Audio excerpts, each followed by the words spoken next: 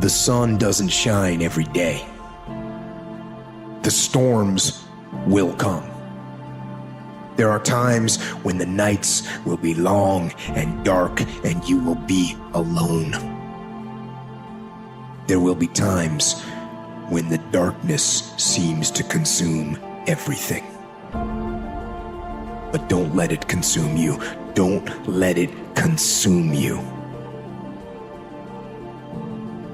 We surround ourselves around people that make us feel great, that tell us what we want to hear. The second we put ourselves amongst the uncommon people, we don't like that feeling. I don't know, I lost my edge.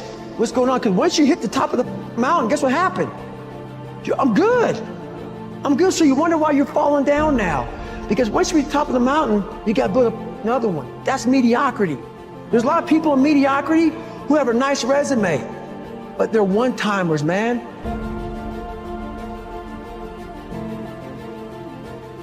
Passion. Passion is that fire that you hold in your heart that will make you find a cause to pour your life into. Passion is the thing that made you get up this morning and say, I'm going to run, I'm going to lift, I'm going to go after my goals. Passion is the most powerful motivator that you can have. It's something that must be given to you by God, and you must sharpen its tool and put it to work. When it comes to passion, you have to realize that it will increase your willpower. It is the thing that is like weights. You start off at one level. The more that you work on, the more you pour into, the stronger, the more powerful you will become. And if we've conditioned ourselves to believe certain kinds of things, and one of the things that we kind of believe and hang on to and live with is this whole idea that all of the things that happened to me in my past are what are keeping me from doing what I'd like to do today.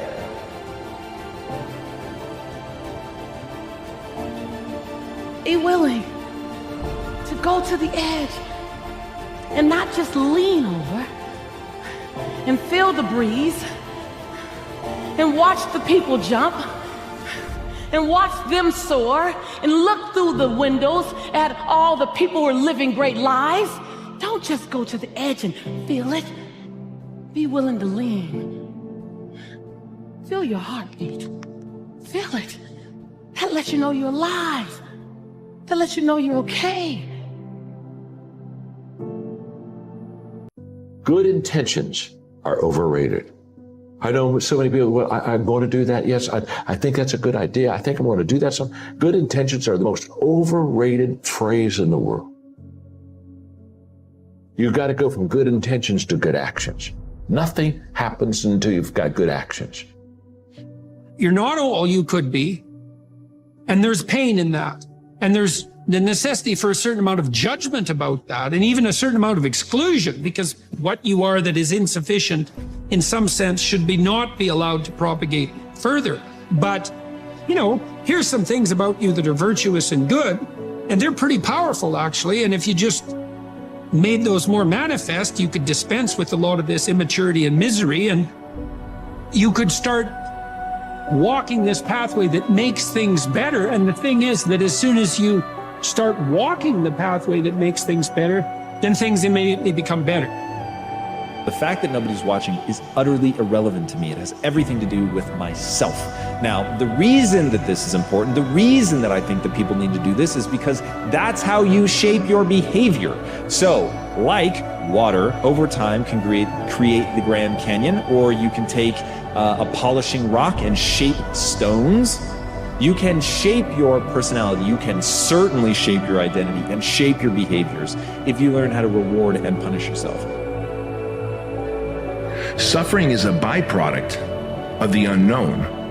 And that's why we will project out into the future and go, what if? Because suffering does introduce a man, or discomfort does introduce a man or a woman to their highest self. I call it the other room. Like in your head, in everybody's head, like there's this other place that you can go to.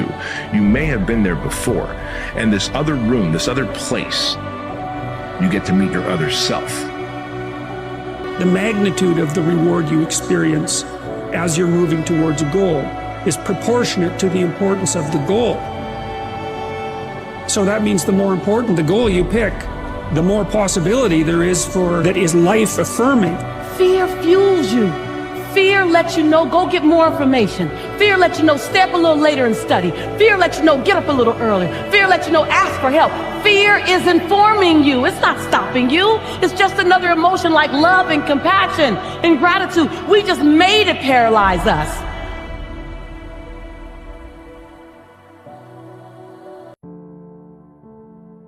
The comfort zone is dangerous. When you're comfortable, you are at most danger. You should never feel comfortable. You should be happy and dissatisfied. You should never be satisfied with what you got. Because the attempt to get more makes you into something better all the time. Lazy people do a little work and think they should be winning, but winners work as hard as possible and still worry if they're being lazy.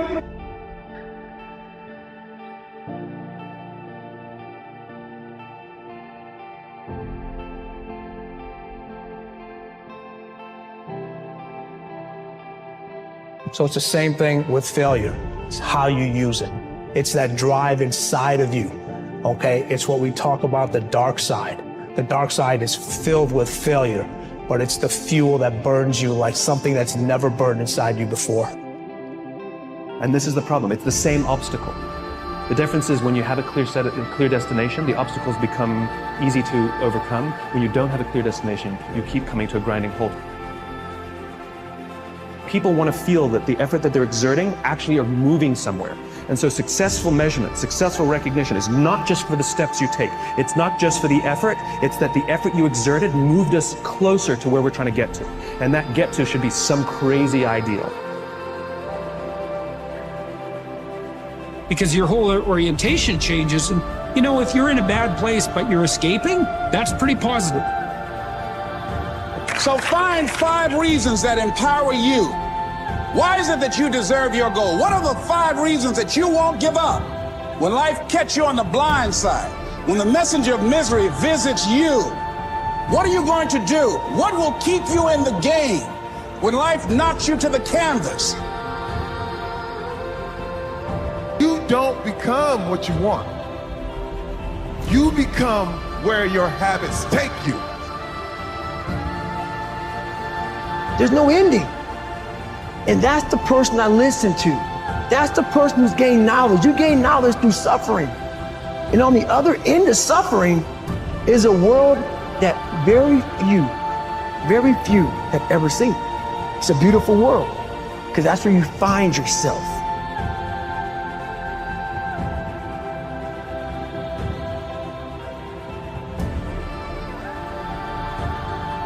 You need to make it a habit to start every fucking day validating yourself. Because life is a marathon, and this might be a challenging leg where you're like, I'm just going to throw in the towel. I'm not going to do that thing. Hell no. If you're standing in front of that mirror,